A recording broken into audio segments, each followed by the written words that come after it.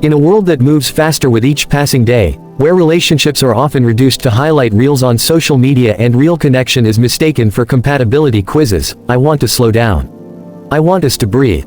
I want to speak with you, heart to heart, about what it means to weather storms together as a couple. Because storms will come, let me say that again, not as a threat, not to scare you, but to ground us all in truth, storms will come.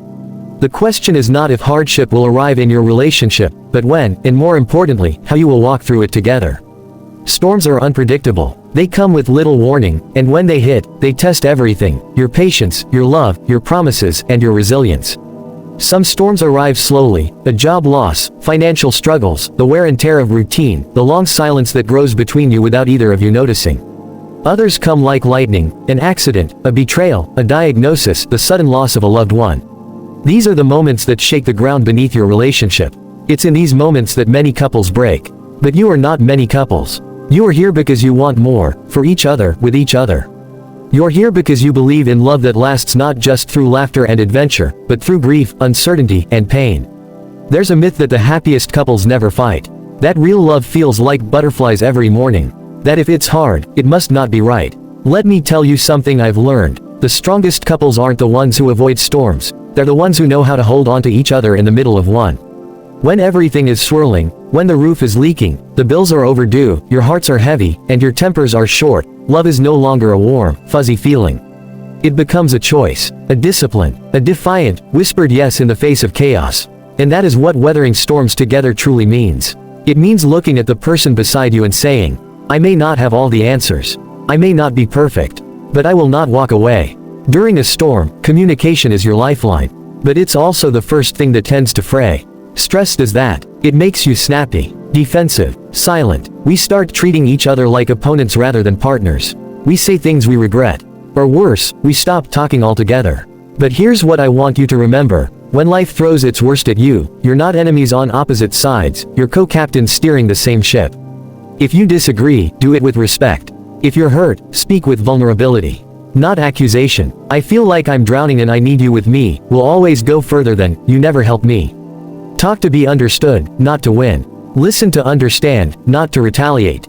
And never forget that being right is never more important than being loving. There will be moments, perhaps many, when you will want to shut down. You'll want to withdraw, isolate, or numb yourself.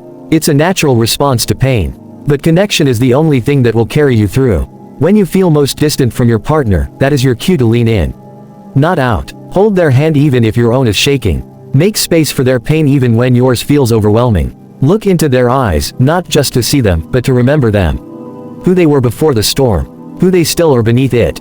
Sometimes love looks like grand gestures. But most of the time, it looks like choosing not to leave the room. The hardest seasons of your relationship don't just test you, they shape you. Pain will strip away illusions. Conflict will reveal hidden wounds.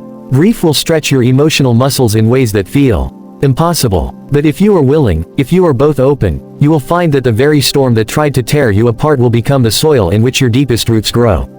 Because intimacy isn't just built in candlelight and laughter. It is built when you sit beside your partner in their sorrow and say, I'm not going anywhere. It is built when you say sorry first. When you forgive without conditions. When you're willing to be seen, not just in your strength, but in your weakness. After a storm, it's easy to feel like you've lost your way. The version of yourselves that existed before may feel far away. That's okay. Love isn't about staying the same. It's about growing together. You will change. Your dreams will evolve. Your needs will shift. You will become new versions of yourselves again and again. But don't stop being curious about one another. Ask questions. Flirt. Surprise each other. Rebuild the laughter. And above all, give each other permission to heal. The storm may have passed, but the debris takes time to clear. Be patient. Sometimes love means rebuilding the house, brick by brick, even if you're still holding hands with splinters. In hard times, it's tempting to only focus on what's broken. But joy is just as essential as repair. Celebrate the moments you showed up for each other. Celebrate the nights you made it through. Celebrate the mornings you woke up still choosing one another. Healing doesn't happen all at once. It happens in the stolen glances, the inside jokes, the quiet moments where your partner sighs with relief simply because you're still there. So don't wait for big milestones. Celebrate the journey. Every step forward, no matter how small, is a win. Let me say this clearly, there is no shame in asking for help. Whether it's from a therapist, a trusted friend, a mentor, or your faith community, outside support can be life-changing. Sometimes, the storm is too big for two people to handle alone. That doesn't make you weak. That makes you wise. Real courage isn't pretending everything is okay. It's acknowledging that you need a lifeline, and then reaching for it together. You won't always be on equal footing. There will be seasons when one of you is drowning while the other is steady. And there will be times when that dynamic flips. This is not failure. This is love. Love means carrying the weight when your partner cannot. It means believing for them when they've lost hope. It means being the calm when they are the storm. And when it's your turn to fall apart, let them hold you. Let them carry you. Because that's what partnership is, not keeping score, but keeping faith. You know what I find most beautiful? A couple who has been through hell and still reaches for each other in the dark. There is a raw, rare beauty in love that has survived.